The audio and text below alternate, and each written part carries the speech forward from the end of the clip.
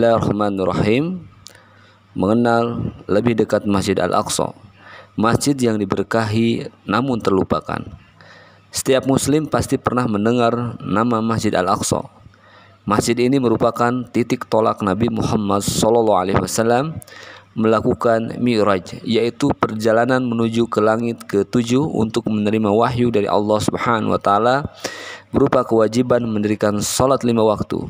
Masjid Al-Aqsa masuk di antara 3 masjid yang dianjurkan oleh Rasulullah untuk dikunjungi selain Masjidil Haram dan Masjidil Nabawi.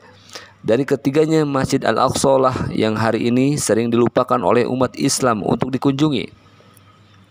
Bukan tanpa alasan, saat ini masjid tertua di dunia selain Masjidil Haram, Mekah, ini dalam penjagaan ketat tentara Israel. Padahal keutamaan salat di masjid ini adalah mendapatkan ribuan kali pahala dari Allah Subhanahu wa taala. Al-Aqsa merupakan lokasi yang dijanjikan sebagai tempat matinya pasukan Dajjal, sebuah lokasi yang tidak pernah damai hingga akhir zaman. Secara bahasa, masjid memiliki arti tempat sujud atau tempat yang digunakan untuk beribadah. Sedangkan Al-Aqsa secara bahasa artinya jauh. Mengapa dikatakan jauh? Karena letaknya yang jauh dari Masjidil Haram di Mekah. Karena begitu berkahnya masjid ini sampai-sampai Rasulullah SAW menganjurkan umat untuk berkunjung ke sana. Sebagaimana sabda Rasulullah SAW, jangan melakukan ziarah kecuali 3 masjid, Masjidil Haram, Masjid Al-Aqsa, dan masjidku ini, Masjid Nabawi. Hadis Muslim dan Bukhari. Masjid Al-Aqsa adalah nama keseluruhan tempat yang dikelilingi pagar seluas 14,4 hektar di dalam kota Al-Quds atau yang kita kenal sebagai Yerusalem. Jadi anggapan bahwa Al-Aqsa adalah masjid kubah berlapis emas atau masjid yang kubah kehitam-hitaman adalah salah. Terdapat 5 buah masjid di dalam kompleks Masjid Al-Aqsa. 5 masjid itu ialah Masjid Kubah Sakrah, masjid yang kubahnya berlapis emas. Ini memiliki sejarah yang amat penting bagi umat Islam. Di dalam masjid ini ada batu yang digunakan oleh Nabi Muhammad SAW untuk bertolak ke langit ke-7 berupa perintah salat 5 waktu. Masjid berikutnya adalah Masjid Qibli, masjid yang dibangun pada masa Khalifah Abdul Malik bin Marwan. Ini letaknya berseberangan dengan Masjid Kubah Sakrah. Masjid Buraq letaknya di bawah Masjid Kubah Sakrah. Dinamakan Masjid Al-Buraq sebab diyakini bahwa disinilah Nabi Muhammad dahulu meletakkan kendaraan buraqnya.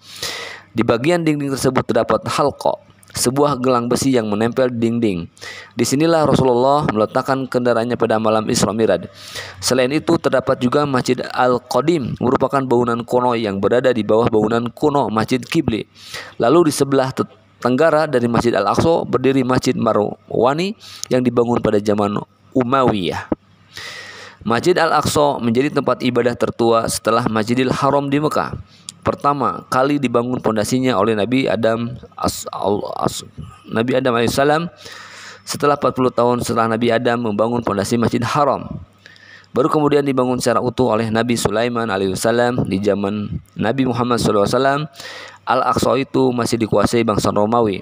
Baru kemudian tatkala Abu Bakar terpilih sebagai khalifah pertama sepeninggalan Rasulullah, dimulailah mobilisasi pasukan untuk membebaskan negeri Sam, di mana negeri Al-Aqsa tercakup di dalamnya. Meskipun upaya pembebasan Al-Aqsa sudah dimulai sejak masa khalifah Abu Bakar As-Siddiq, namun saat itu Masjid Al-Aqsa menjadi benteng pertahanan pasukan Romawi, baru dibebaskan secara utuh oleh Khalifah Umar bin Khattab pada 635 Masehi. Al-Aqsa terus dipertahankan dalam naungan Islam selama 464 tahun, di mana akhirnya pada tahun 1099 Masehi Al-Aqsa kembali jatuh ke tangan Romawi, hingga pada tahun 1187 atau tepatnya 88 tahun kemudian, Salahuddin Al-Ayyubi berhasil membebaskan Al-Aqsa kembali dengan cara damai. Tidak ada setetes pun darah yang tertumpah saat itu. Setelah kepemimpinan Al-Ayyubi, Al-Aqsa bisa dipertahankan bahkan dimakmurkan oleh umat Islam hingga 7 abad kemudian. Begitulah bahwa sudah ketetapan Allah kemenangan dan kekalahan digiring antar manusia. Runtuhnya kekaisaran Turki Utsmani yang selama berabad-abad lama menjaga dan memakmurkan Masjid Al-Aqsa menjadi titik tolak jatuhnya Al-Aqsa ke penjajah Zionis Israel. Sebagai dampak dari kekalahan Perang Dunia I, kaum muslimin terjebak perang dengan kaum sekutu dan kalah total. Wilayah Islam secara formal diambil oleh penjajah lalu kemudian dipecah menjadi negara-negara baru. Negara Arab dibagi menjadi beberapa wilayah. Lebanon dan Syria di bawah pemerintahan Prancis. Sementara Irak dan Palestina termasuk wilayah yang saat ini dikenal wilayah Jordan di bawah kekuasaan Inggris. Sebagai balas jasa Inggris kepada Weizmann yang telah menemukan bahan peledak yang tidak banyak mengeluarkan asap, di mana hal itu sangat membantu Inggris mengalahkan Turki Utsmani Perang Dunia ke-1.